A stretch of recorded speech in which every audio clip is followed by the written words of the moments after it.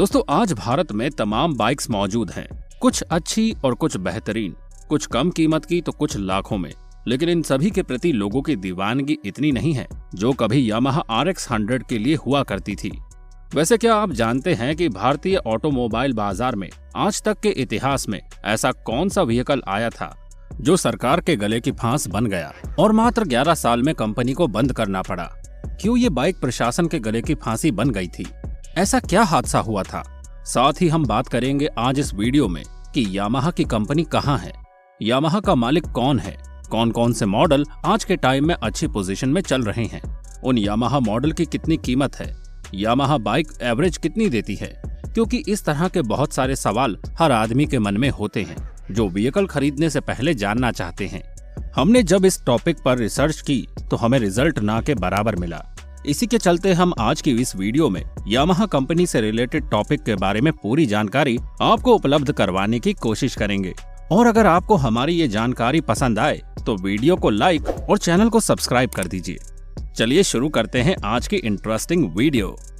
दोस्तों Yamaha RX 100 एक ऐसी बाइक है जिसकी पॉपुलैरिटी गुजरते दिन के साथ बढ़ी है। बाइक्स की मौजूदा कंपटीशन के बावजूद आज भी RX 100 जैसी कोई बाइक बाजार में नहीं है।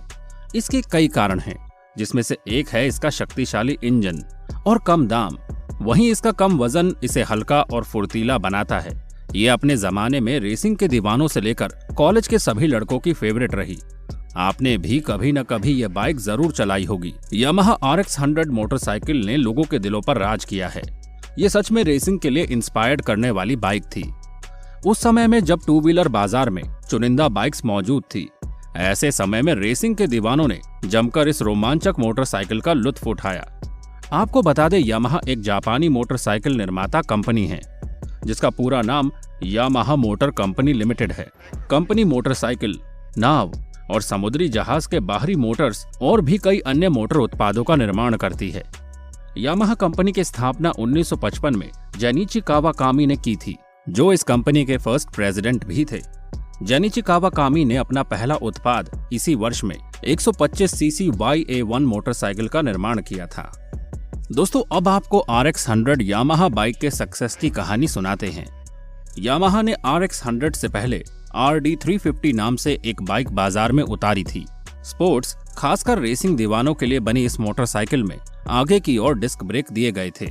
उसके बाद 2 स्ट्रोक इंजन वाली इस बाइक ने आते ही बाजार में तहलका मचा दिया। अपनी सफलता को देखते हुए यामाहा कंपनी ने भारतीय बाजारों में भी इस बाइक को उतारने का फैसला किया और सन 1983 में एस्कॉर्ट्स ग्रुप के साथ मिलकर यामाहा ने राजदूत 350 के नाम से RD 350 का भारतीय वर्जन पेश कर दिया। लेकिन भारत में ये बुरी तरह से फ्लॉप हो गई। आपको बता दे, भारत में रेसिंग के दीवाने तो थे, लेकिन विदेशों के मुकाबले उनकी तादाद बहुत कम थी। देश की अर्थव्यवस्था भी ग्रामीण और कृषि आधारित थी। ऐसे में इसके महंगे दामों ने लोगों को इससे दूर कर दिया। इसके अलावा राजदूत 350 का माइलेज बहुत अच्छा नहीं था। कुल मिलाकर राजदूत 350 की बिक्री निराशाजनक रही। ये आम लोगों का ध्यान अपनी ओर खींचने में असफल साबित हुई। ऐसे में भारतीय ग्राहकों के बीच सस्ती और टिकाऊ बाइक की मांग होने लगी, जिसके कुछ समय बाद यामाहा RX 100 लोगों के सामने आई। इस नई बाइक के लॉन्च होने के बाद भी बाजारों में ऐसी अफवाहें थी कि इसका इंजन जो दिखाया गया है उससे काफी बड़ा है। ऐसे में कई अथॉरिटीज ने इसके इंजन को खोलकर ये देखा कि क्या वाकई इसमें 100 सीसी से ज्यादा का इंजन लगा है। बहरहाल ऐसा कुछ भी नहीं मिला और फिर इस बाइक ने भारतीय बाजार में अपनी पकड़ बना ली। इस बाइक का उत्पादन 1985 में शुरू हुआ, जब पहली बार जापान से 5000 बाइक को भारत के बाजारों में बिक्री के लिए लाया गया। अपनी लॉन्चिंग के बाद से ही अविश्वसनीय प्रदर्शन और आरामदायक हैंडलिंग के अलावा ये बाइक लोगों के भरोसे को भी जीतने में कामयाब रही। इसमें 98 सीसी का 2 stroke air cooled single cylinder engine लगा था, जो इस बाइक को 7500 RPM के साथ 11 bhp की ताकत देता था। वहीं इसका वजन मात्र 98 किलो ही था। अपने दमदार इंजन की बदौलत 4 स्पीड गियर बॉक्स वाली यामाहा RX 100 किलोमीटर प्रति घंटे की रफ्तार से दौड़ सकती है। माना जाता है कि इसका हल्का वजन इसे रॉकेट की तरह उड़ाता था। ऐसे में इसे एक नया नाम मिला, पॉकेट रॉकेट। यामाहा RX 100 की टॉप स्पीड गजब थी, लेकिन इसे ज्यादा देर तक तेज स्पीड में चलाया नहीं जा सकता था।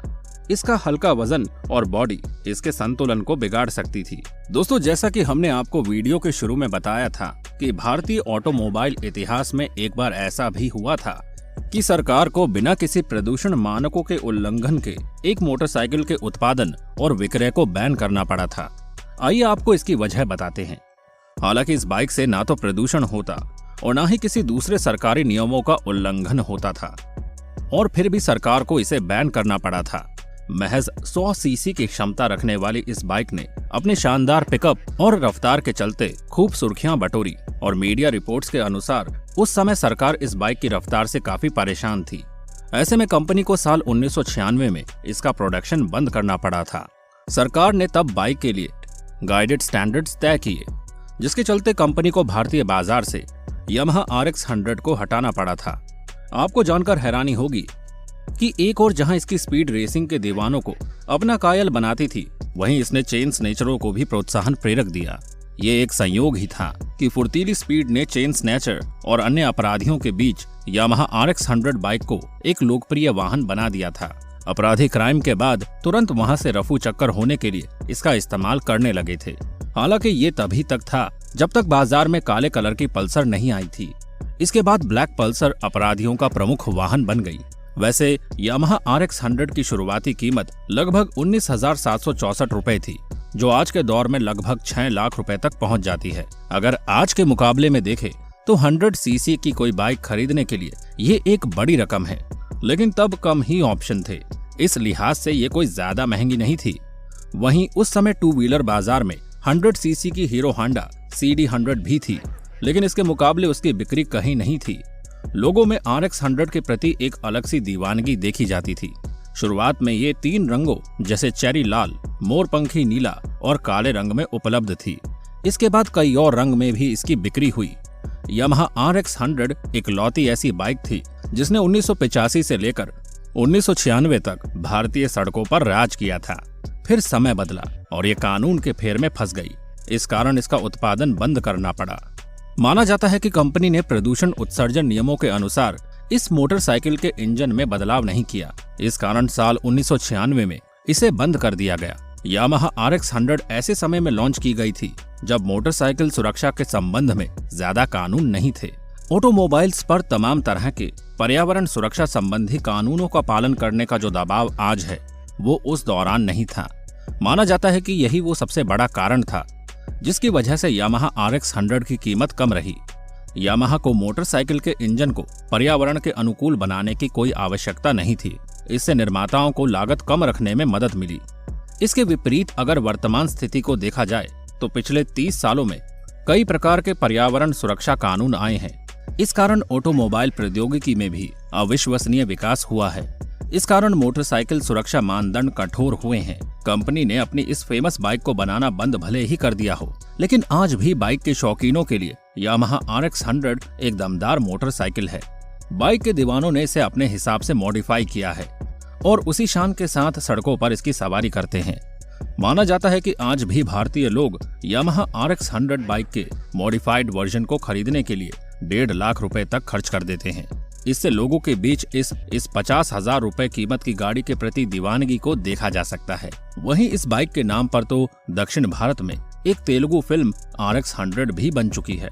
दोस्तों, अगर आपके पास भी रोमांच से भर देने वाली ऐसी कोई बाइक है तो अपने अनुभव नीचे कमेंट बॉक्स में हमारे साथ शेयर करें। आज की वीडियो में बस इतना ही। वीडियो पसंद आई हो तो लाइक कर दें, साथ ही चैनल को सब्सक्राइब करके बेल आइकन को प्रेस कर दें